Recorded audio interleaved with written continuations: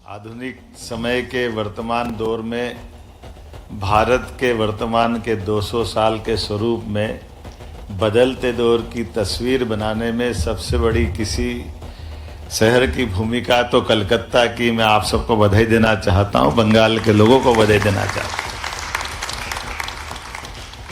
ये बदलते दौर का समय और बदलते दौर के समय की कल्पना भी किसी ने की है तो वही बंगाल से ही हुई थी, और वो भी इतने निराशा के दौर में कभी कोई सोच नहीं सकता था। स्वामी विवेकानंद ने आज से लगभग 200 साल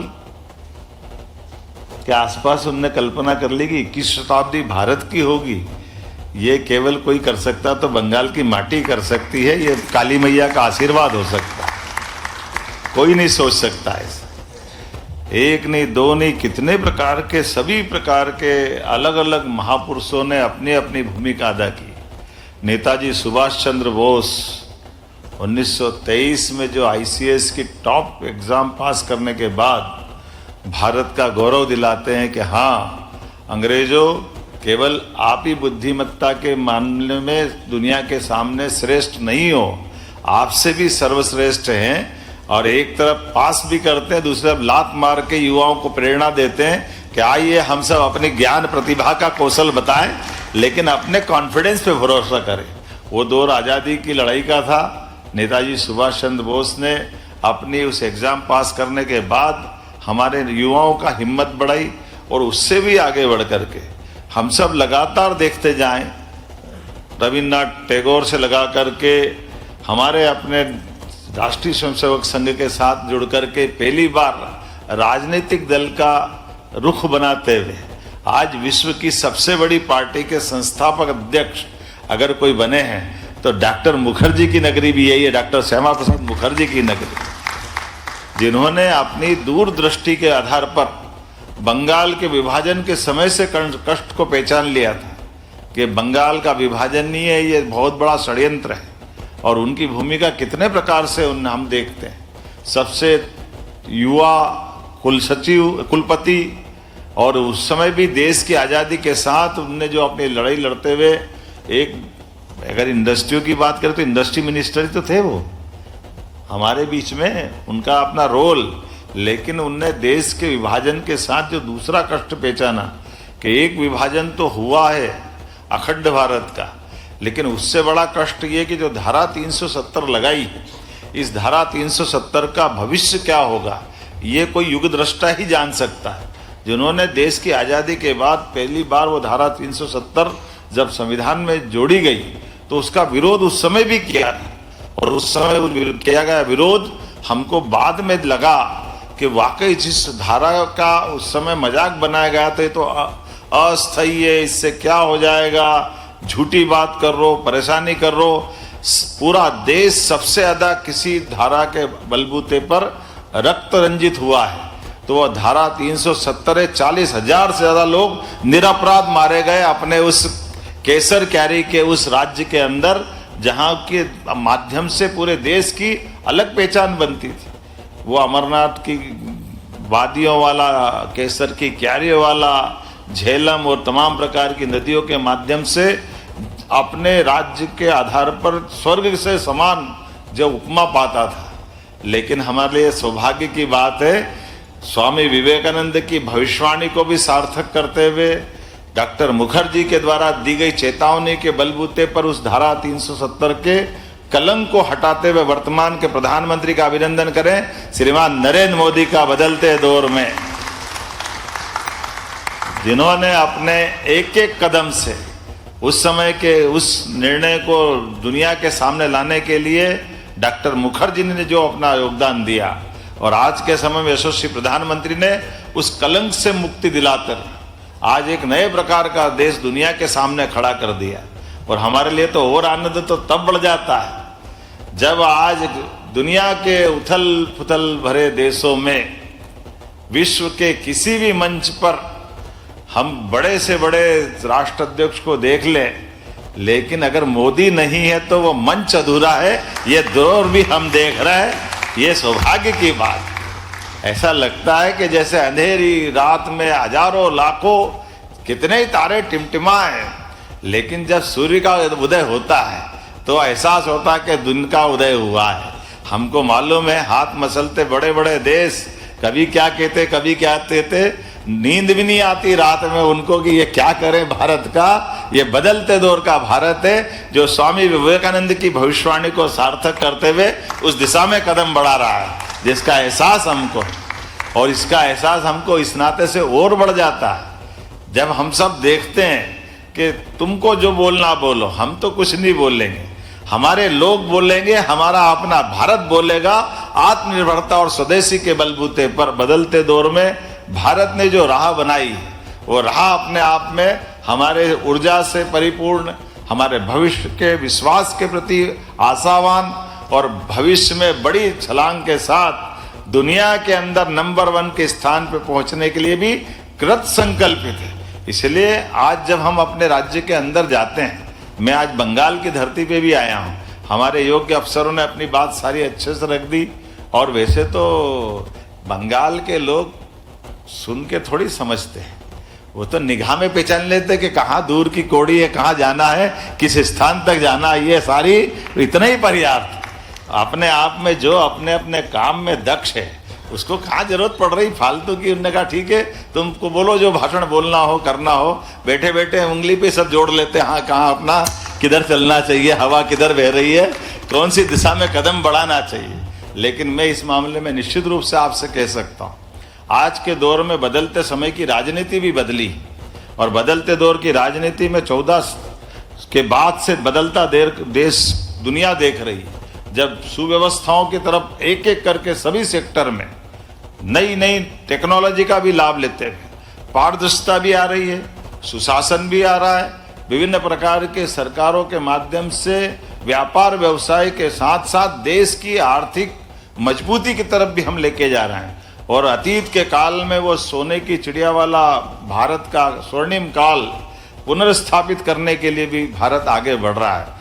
और यशस्वी प्रधानमंत्री के नेतृत्व में हमारे देश के किसानों के लिए, गरीबों के लिए, युवाओं के लिए, महिलाओं के लिए सारे हित सुरक्षित करते हुए, हमारे व्यवसायियों के भी सारे हित सुरक्षित करते हुए बड़ी से बड़ी चुनौती का सामना करने के लिए भारत तैयार है। माननीय मोदी जी के नेतृत्व में जोरदार अभिनंदन करें माननीय मोदी जी का, इस माध्यम से जिनने अपनी एक एक लड़ाई इस समूचे वर्ग के लिए लड़ रहे हैं।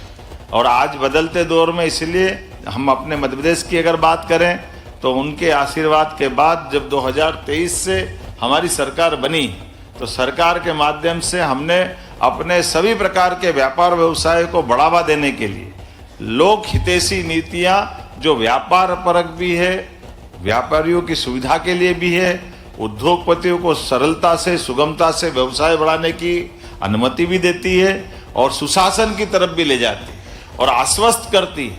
मध्य प्रदेश शांति का टापू है, कभी कोई लेबर की हड़ताल नहीं होती, कभी सुना ही नहीं होगा मध्य प्रदेश में कोई हड़ताल होती।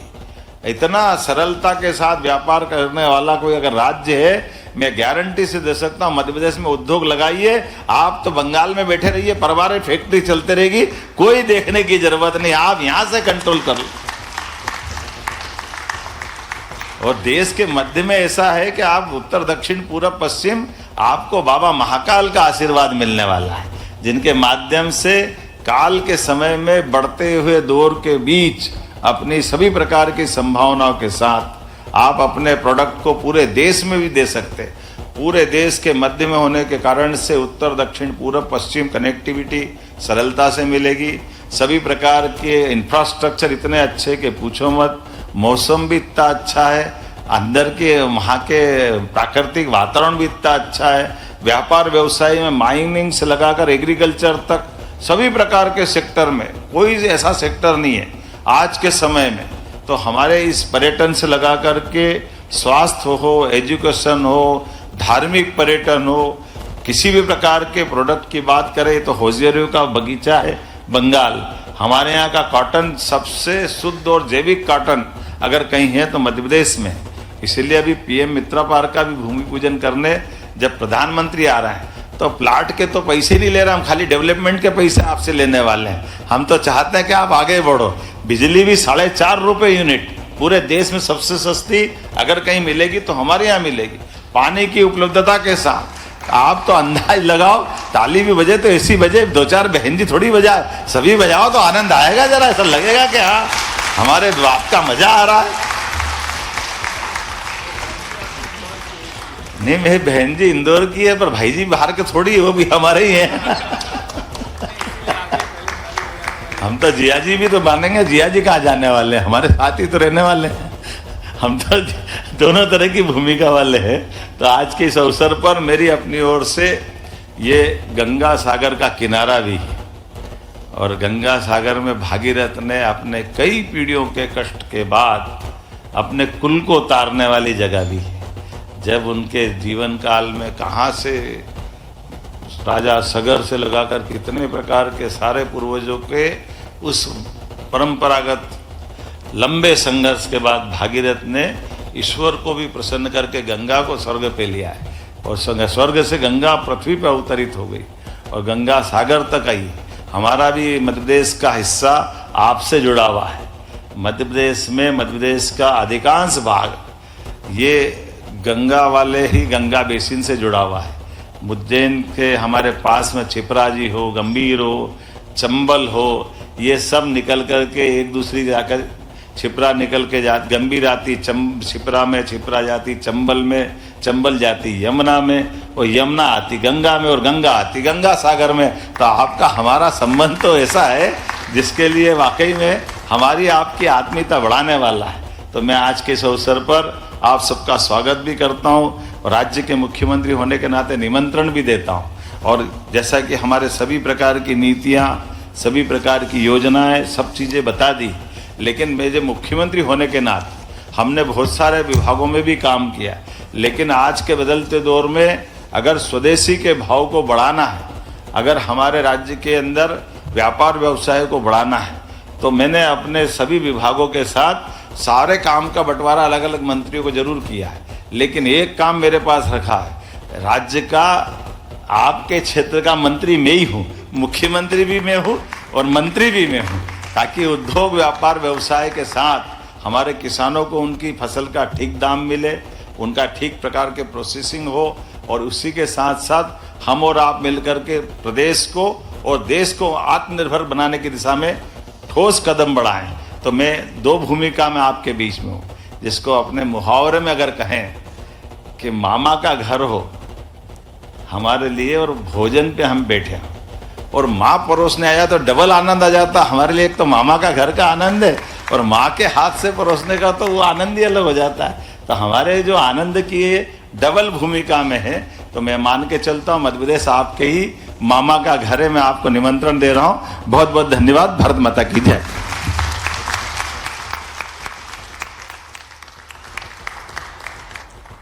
बहुत बहुत धन्यवाद सर आपका। First of all thank you so much for motivating all our esteemed guest from Bengal and also for inviting the people of Bengal to Madhya Pradesh. बहुत बहुत धन्यवाद फिर से एक बार। And now ladies and gentleman, अब मैं धन्यवाद प्रस्ताव देने के लिए पोडियम पर आमंत्रित करना चाहूँगी Shri Yogesh Gupta, regional chairman federation of Indian export organisation. जोरदार तालियों के साथ सर का स्वागत किया जाए।